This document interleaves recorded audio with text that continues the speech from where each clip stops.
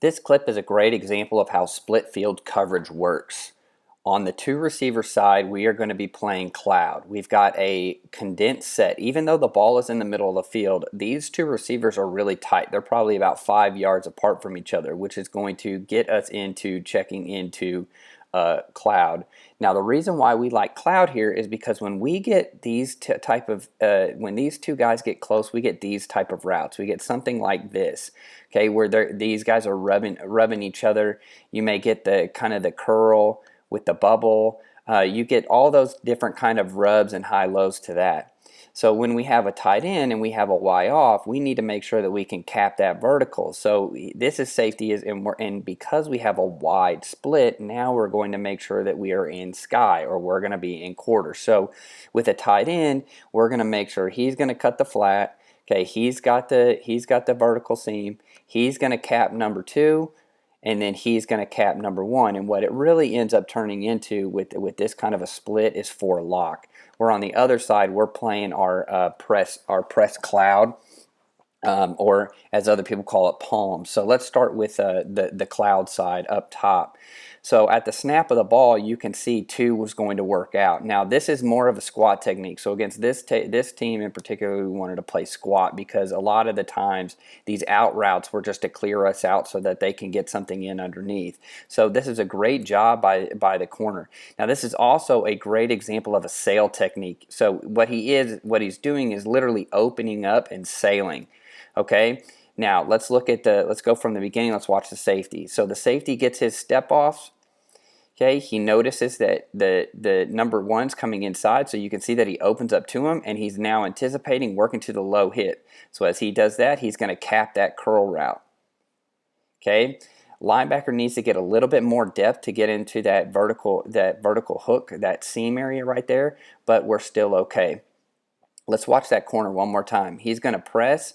Inside release, notice how he's steering the shoulders. 2 comes out. So because 2 comes out, he's going to sail. Now it ends up becoming a wheel route, and now we're on top of it. So again, let's go from the beginning.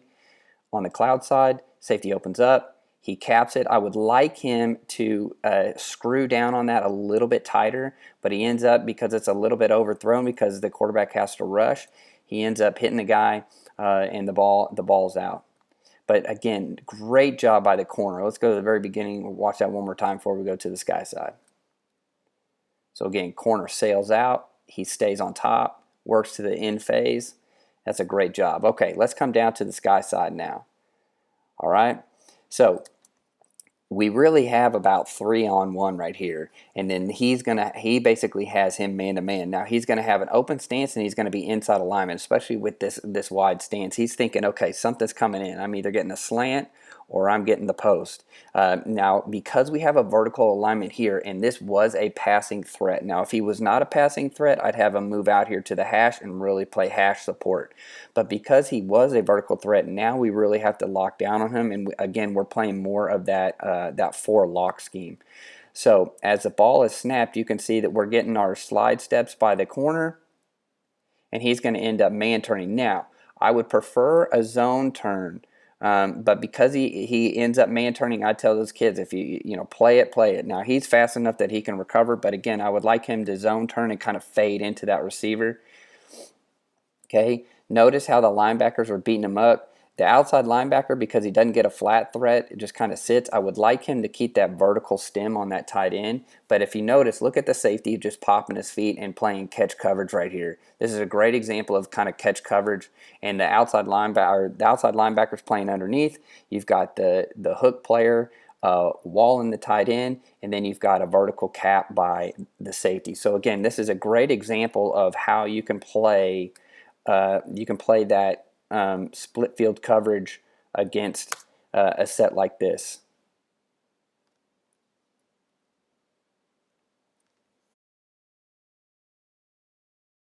Clip gives us a great look at what hash rules look like for the safety. Here up top, the safety is not going to walk all the way out. A lot of times in these quarters, you're going to see these, especially into a reduced set like this, is that you're going to see that safety walk all the way out to that inside shade. Now in camp rules, if you look on a playbook diagram, that safety is basically told, hey, you've got the inside eye in number 2.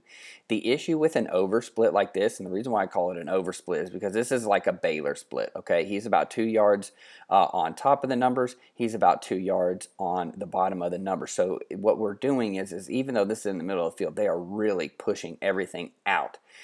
We want to make sure that we don't do that. Anytime we get a condensed set like that, we're probably getting some sort of a rub, or they're trying to work him out just to run underneath and kind of get that space right here. So again, he's going to be kind of like on a chain. So he's going to be chained to that hash. He's no more than three yards, thinking, okay, either he's coming back inside or he's coming back inside. Now it's a little different when they have a tight end. Now here I would prefer him to be on the hash because he's not necessarily much of a vertical threat, but the more that we work out here, now we've opened that up, and that's where you start getting those wide pops, especially if your outside linebacker is reading here and he's really hammering down on that play action.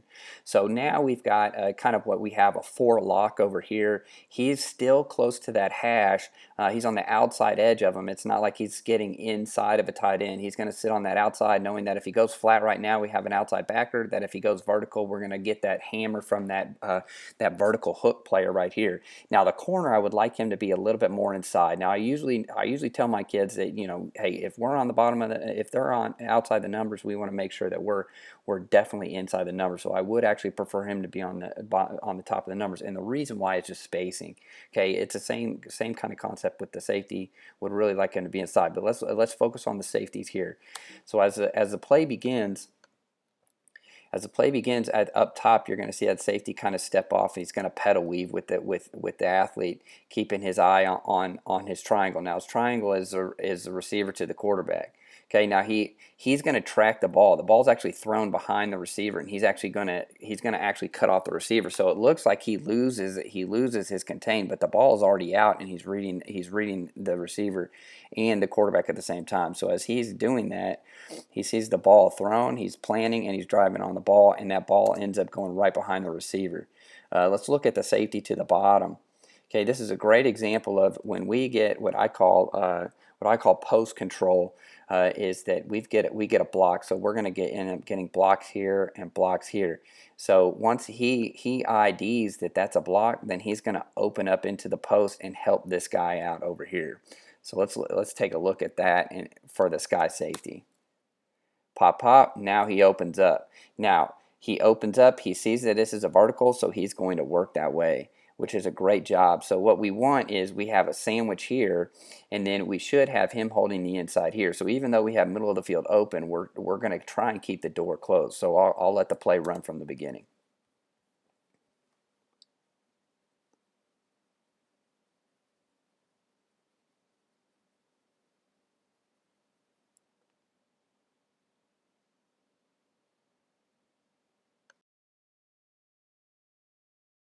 Clip right here gives you a great example of how footwork changes depending on the receiver and the coverage that we're going to play. So each safety, we're focused on the safety right here. So the safety now is going to hold the inside of the hash. He's got his hash rules. He's not that far from the hash. He's going to play inside. Okay, now I have a tight end. So I'm going to have a vertical hook player. I've got someone coming to the flat. Now I'm going to be on top. Now in this particular clip, we're sending an edge pressure off. So we're basically playing 4 lock with really to no help. So it's just kind of a man side over here, and then we're going to play the zone side over here. But you can really get a feel for the different types of footwork. So let's focus on the zone safety real quick as we go through this. Okay, he's going to step off and weave on that receiver. Now, once that receiver starts pulling his shoulders inside, you can see him work down. So now we know that he's kind of working that hump right here. With the outside linebacker losing control of that vertical seam right here, he knows this route's going to be naked, and he's going to have to hammer down on that. With the corner going to take the post. So this is a double post with a smash on the other side. Okay, so let's watch that from the beginning. Let's focus on the field safety's footwork right here. Okay, he sees it, he's going to hammer down, and then he caps that route. Now, he needs to make sure he does a little bit better job, because this is one thing that can happen, that if you overrun it. Now, this is a nice job because we are getting pressure on the quarterback, but walling that guy getting into low hit. So that's the field side. Let's watch the tight end side. So now we've got a tight end. This is more of a run formation, so he's going to be more of a flat foot on that tight end, but he's getting depth because we know that this is their big stud right here, so we want to make sure we at least are in the post hole. Okay, so he kind of pops his feet. Okay, pop, pop. I get a vertical, and I see number one go out. Okay, once number one goes out, then I know that I've got to hammer down on number two, and this is a great job of what I call pinning the corner. And so what you're going to do is just top that route. Kid ends up falling down. There's really nowhere for the ball to go,